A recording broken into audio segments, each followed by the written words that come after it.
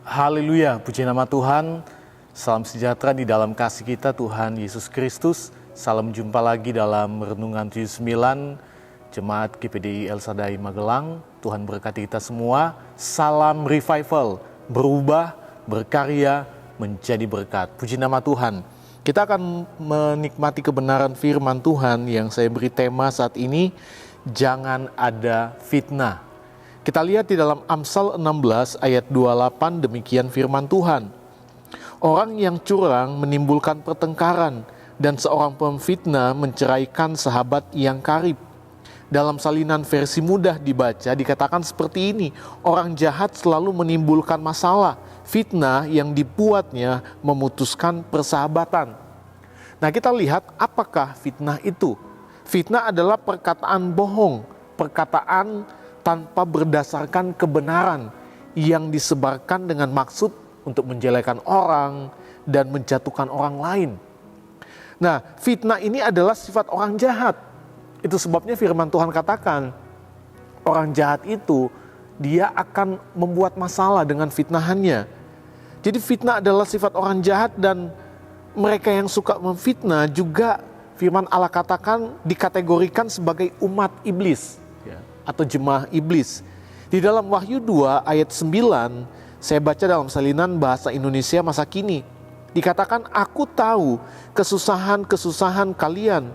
Aku tahu kalian miskin, tetapi sebenarnya kalian kaya. Aku tahu fitnahan-fitnahan yang dilontarkan terhadapmu oleh orang-orang yang mengaku dirinya Yahudi, padahal bukan, mereka adalah umat iblis. Ini firman Tuhan kepada jemaat Tuhan yang ada di Smyrna. Jemaat Tuhan yang mengalami begitu banyak penderitaan yang disebabkan juga oleh karena fitnahan-fitnahan yang datang dari orang-orang luar yang mengaku sebagai orang Yahudi. Melontarkan fitnahan-fitnahan yang membuat jemaat Tuhan itu mengalami begitu banyak penderitaan. Jadi kita lihat, dikatakan juga mereka adalah umat iblis. Dan orang jahat tidak berkenan di hadapan Tuhan. Mereka yang hidup oleh fitnah itu nggak berkenan di hadapan Tuhan. Karena setiap perbuatannya itu bertentangan dengan firman Tuhan. Fitnah tidak pernah dibenarkan oleh firman Tuhan. Dan kalau orang yang suka memfitnah disebut sebagai umat iblis, itu berarti kita tidak mendapat bagian dalam kerajaan sorga. Bagi mereka yang hidup oleh fitnahan itu nggak akan mendapat bagian dalam kerajaan sorga. Karena iblis tempatnya di neraka. Dia nggak akan pernah masuk sorga. Dia nggak akan pernah ada di sorga iblis itu. Di dalam Mazmur 15 ayat 1 sampai ayat yang ketiga, kita lihat apa yang dikatakan oleh pemazmur dalam hal ini adalah Daud. Dia mengatakan, Tuhan, siapa yang boleh menumpang dalam kemahmu? Siapa yang boleh diam di gunungmu yang kudus? Ayat 2, yaitu dia yang berlaku tidak bercela, yang melakukan apa yang adil, dan yang mengatakan kebenaran dengan segenap hatinya. Yang tidak menyebarkan fitnah dengan lidahnya. Yang tidak berbuat jahat terhadap temannya, dan yang tidak menimpakan cela kepada tetangganya. Jadi kita lihat apa yang dikatakan oleh pemazmur. Daud katakan, siapa yang boleh menumpang dalam kemahmu? Siapa yang boleh diam di gunung Tuhan yang kudus? Yang tidak menyebarkan fitnah. Mereka yang tidak menyebarkan fitnah dengan lidahnya. Mereka yang akan diam di dalam kemah Tuhan. Itu sebabnya dengan tegas firman Tuhan melarang orang melakukan fitnah, apalagi kita sebagai umat Tuhan. Tuhan melarang kita melakukan fitnah. Di dalam Yakobus 4 ayat 11, firman Tuhan katakan, saudara-saudaraku, janganlah kamu saling menfitnah. Jadi kita lihat firman Tuhan, ini tegas bagi setiap kehidupan kita. Kalau Tuhan melarang kita saling fitnah satu dengan yang lainnya, itu karena Tuhan mengasihi kita. Dia mau kita akan ada bersama-sama dengan Dia dalam kemuliaannya. Mengapa fitnah itu dilarang keras? Bahkan orang yang demikian tidak akan masuk ke dalam kemah Tuhan. Karena Tuhan mengasihi kita. Tuhan mau kita menikmati kemahnya, menikmati gunungnya yang kudus, menikmati tempat kediamannya, menikmati kemuliaannya. Itu sebabnya firman Tuhan melarang setiap kehidupan kita untuk saling fitnah. Nah, kita lihat mengapa fitnah itu dilarang keras. Karena fitnah sangat berbahaya. Dan bahaya dari fitnah kita lihat yang pertama dari Amsal 16 ayat 28 ini kita lihat itu akan menimbulkan masalah. Jadi fitnah itu menimbulkan masalah, menimbulkan pertengkaran. Dikatakan orang jahat yang suka memfitnah orang lain akan selalu menimbulkan masalah besar. Kita lihat di dalam Imamat 19 ayat 16.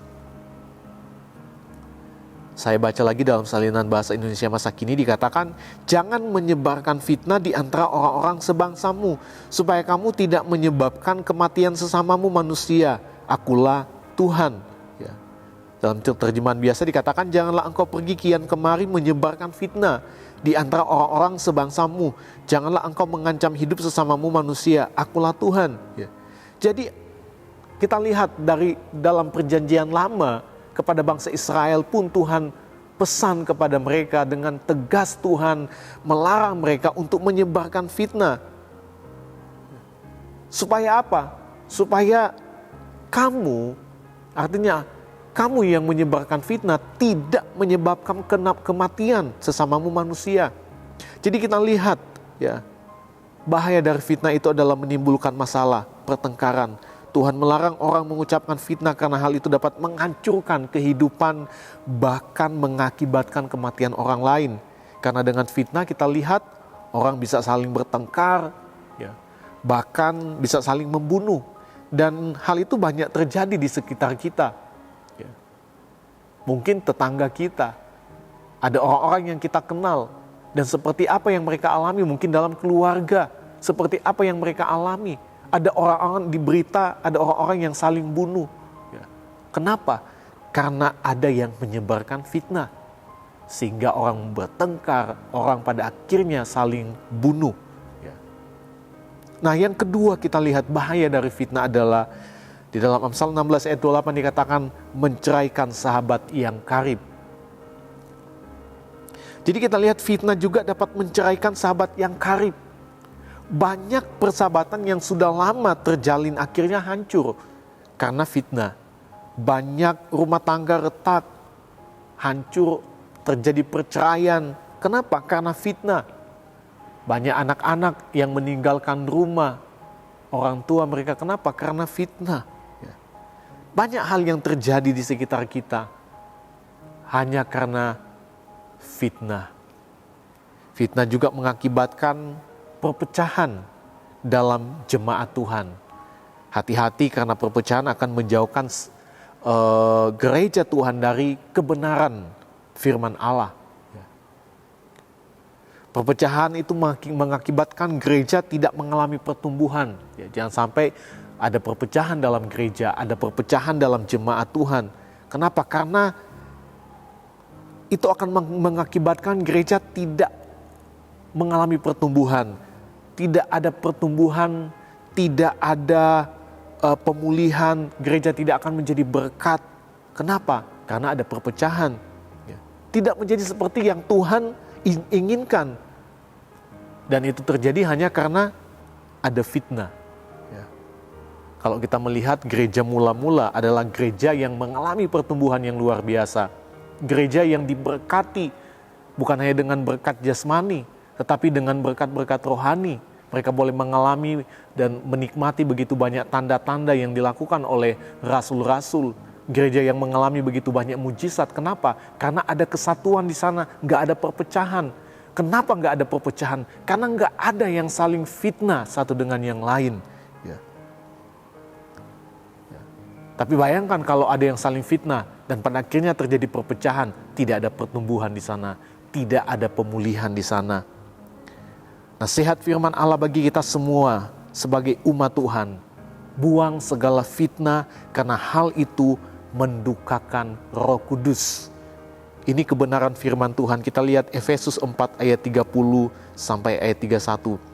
Dan janganlah kamu mendukakan Roh Kudus Allah yang telah memeteraikan kamu menjelang hari penyelamatan.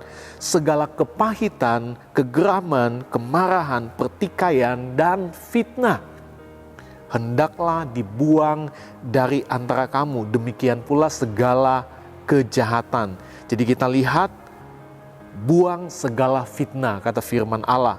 Kalau masih ada mungkin di antara kita yang suka memfitnah satu dengan yang lain,